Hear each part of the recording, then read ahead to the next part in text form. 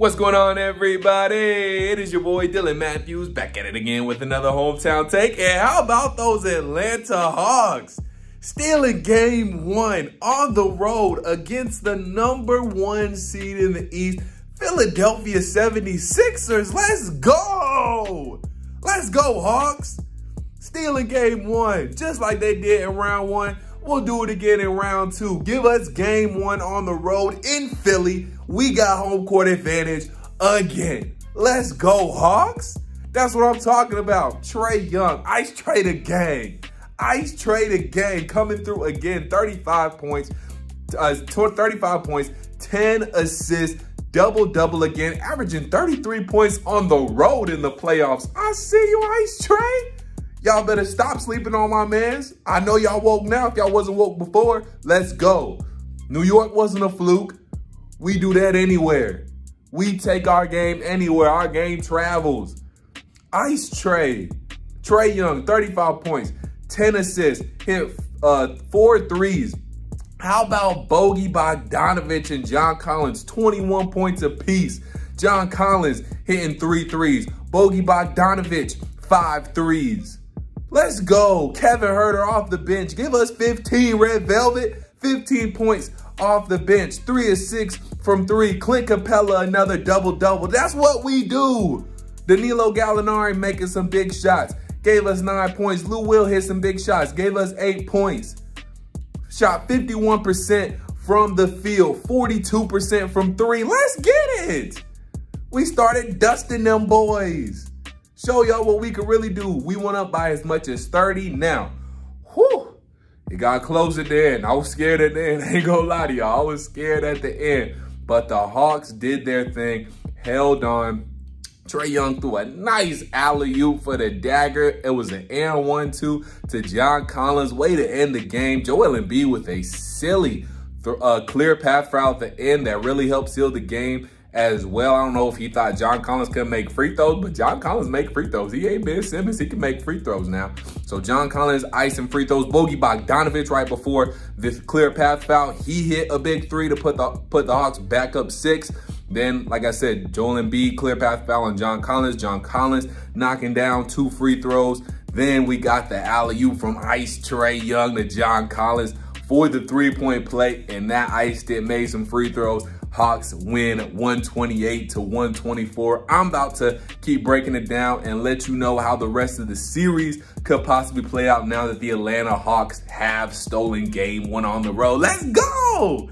Make sure y'all like this video, comment your thoughts, subscribe to the channel. Check out the first link in my description box to buy me a coffee to help fuel this channel. Help fuel the Atlanta Hawks to 3 more wins and maybe an Eastern Conference Finals appearance, huh? Let's go.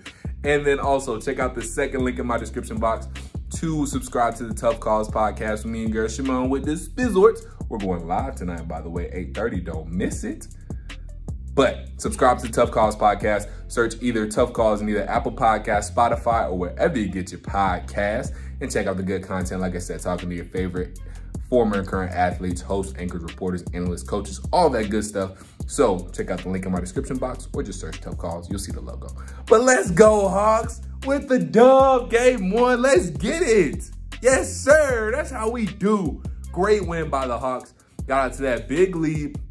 Nate McMillan talks about getting kind of, lead drunk. I forgot what the name was, but what term he actually uses. But I don't like the way we finished that game down the stretch. Third and fourth quarter wasn't good. First and second quarter, phenomenal. Second half, not very good. But guess what? We battled. We took all the blows, made big plays when we have to, weathered all the storms against Philadelphia and weathered all their runs. Did what we had to do, fought hard, and ended up winning the game anyway. So shouts out to the Atlanta Hawks, up 1-0 in the Eastern Conference semifinals. Who would have thunk it? Me. But still, let's go. Great shot in the arm for the Atlanta Hawks. And you know what? I think there's actually a silver lining to the way this game ended. If we would have kept blowing out the Philadelphia 76ers and ended up beating by 20, 25 points, then you know what? We might have come out a little complacent in game 2. Now, the fact that Philadelphia gave us our best shot and threw the kitchen sink at us, and, they gave us their best shot. towards the end of the game, made it close, cut it down to 2 with like 10 seconds left. I think that's going to wake up the Atlanta Hawks a little bit. Nate McMillan's going to be on them and really have them focused and ready for game 2. I think it actually, the way this game ended up, gives us a better chance to win game 2, because I don't think we're going to come out complacent like we probably would have. I mean, I don't know this for sure, but I got to think there might have been some complacency coming into game 2 if we would have just ran the table, kept the score up, and beat them by 20, 25, maybe even 30. So I like the way, I don't like the way the game ended. I wish they would have finished stronger, you know, not made it such a game, but I do think it might end up helping the Hawks when it's all said and done. Like I said, get them focused going into game 2 and showing, hey, you still messed, even though we was wet tonight, we made a lot of shots, and I'm gonna talk about that a little bit more here in a second. Made a lot of shots, made a lot of big plays, and still weathered the storm, won game 1. We're still dealing with the best team in the East, the #1 team in the East, a very, very, very good team in the Philadelphia 76ers. You can't take them lightly when you get up. You gotta keep your foot on their necks and keep the damage coming. But I think Nate McMillan will have these guys ready for game 2. And like I said, another thing, we made a lot of shots in the beginning of the game, which is good. And we can make a lot of shots, but we have to be ready. Some of those shots might not fall, just like they weren't falling in the second half. They might not fall in the first and second quarter. So we still got to be ready to battle. We still got to be ready to fight against the 76ers team, because they're going to come back with a vengeance in game 2, and we got to be ready for all of it. We got to be ready for our shots not to fall like they were this game. You can have a bad shooting game just as easily as you can have a good shooting game. And then, like I said, I didn't like the way we finished the game either.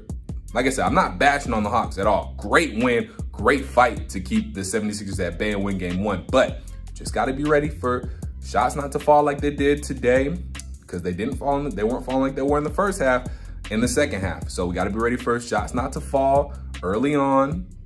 We got to be ready for the Sixers to give us their best shot again. And I don't want to see us pressing threes. We were up 20-something, and we're just shooting threes willy-nilly. Why? We got to go to the basket. I hate when we fall in love with the 3, and that happened in the third and points at the fourth quarter. We can't be falling in love with the 3. We got to stay aggressive, keep our foot on their necks, go to the basket, get them in foul trouble. They were fouling us. They couldn't keep up with Trae Young, couldn't guard Trae Young. Go to the basket, go to the rim, get an easy dunk, get an easy layup, go to the free throw line. Manufacture some easy points. Just at times, I don't like when the Atlanta Hawks just settle for 3 after 3 after 3 and shoot themselves in the foot. And that was part of the reason why the Philadelphia 76ers were able to come back. So we have to do a better job of that in game 2. Again, be ready for the 76ers' best shot in game 2 and be prepared to go to the hole if our shot isn't falling the way it was in the first half of this game. So don't fall in love with the 3.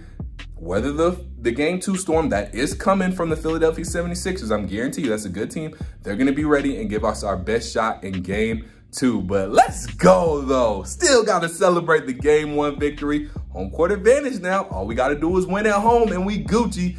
So let's see what we can do next game against the Philadelphia 76ers. Game 2 is on Tuesday, I believe. So let's get it. Let's go. Again, Trae Young, 35 points, 10 assists. Bogey Bogdanovic, John Collins, 21 points each. Bogey hitting 5 threes. John Collins hitting 3 or 4 threes, can't remember. Clint Capella, double-double. Lou Will, 8 points. Danilo, 8 points. Kevin Huerter, 15 points. Hit 3 threes off the bench. Good stuff from the Atlanta Hawks today, this afternoon. So they win 128-124. Make sure you like this video, comment your thoughts, subscribe to the channel. Let me know what you think, how game 2 is going to shape out, how this series could shape out. I'm liking the Hawks' chances now because Joel Embiid might have turned that ankle, and that knee is definitely bothering him. So we'll see how that progresses. DeAndre Hunter was a late scratch. He's going to be big. Hopefully he can come back this series. Hopefully he can come back next game. We'll see. But Hawks starting off right. So let's see if we can keep the momentum going in game 2. Again, like this video, comment your thoughts, subscribe to the channel. Check out the first link in my description box to buy me a coffee to help fuel this channel. Check out the second link in my description box to subscribe to the Tough Calls podcast. And until I talk to you guys next time, stay true to Atlanta. Go Hawks. We up 1-0, baby. Let's go. Peace.